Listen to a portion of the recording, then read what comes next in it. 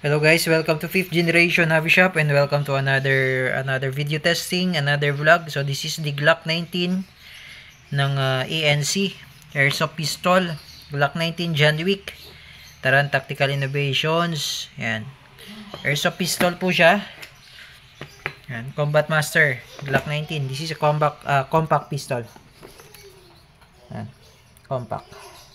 Maliit lang niya. Yan, so this is Airsoft Pistol. So shout out po kay Sir Alan. Kay Sir Alan. Ayan. Yung sight niya, U-sight, tapos pwede siyang lagyan ng accessories, flashlight. Tracer units pwede rin. Ayan. Yung this is Gen 3, Gen 3 po. Yung magazine niya ay 18 rounder. Tapos yung order ni Sir na extra magazine. Pang Glock 19. Ayan. Testing din natin mamaya. Ayan. Combat Master Glock 19. Airsoft. May mga markings.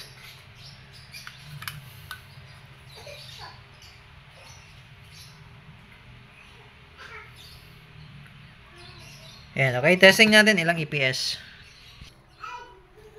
Okay, testing Glock 19 by ANC. This is the Glock 19 John Wick Gen 3. Yan, compact pistol. Ganda nyo.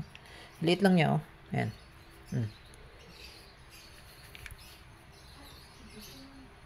Okay, testing ilang EPS.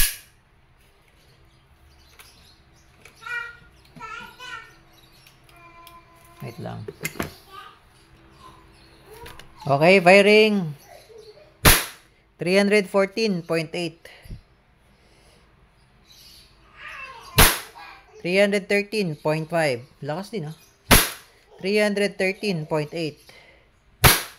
And 307.3.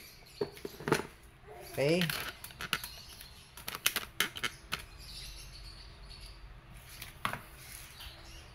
And open slide. So, yan yung data.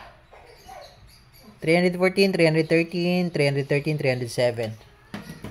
Okay. Release mag. Pull back the slide. Hammer lang. Meron siyang, I think meron siyang safety dito sa baba. Ayan. Sa baba ay safety niya. Ayan. Ayan. Ayan. Hindi siya nagpa-fire. Ayan. Okay, so testing ko tayo. So ito po yung extra mag, meron po siyang free na gas route. Ayan. Ay, sorry.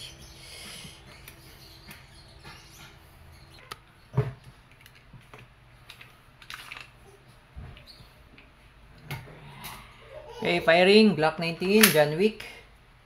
Unit ni Sir Alan.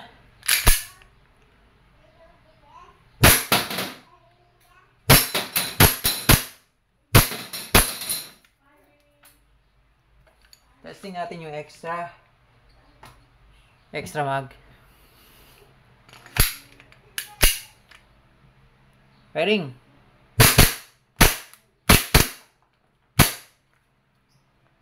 Okay. Open slide. Release mag. Hammer down. Okay. Again, this is the Glock 19 John Wick by ANC. This is Airsoft Pistol. Okay. Thank you and have a nice day.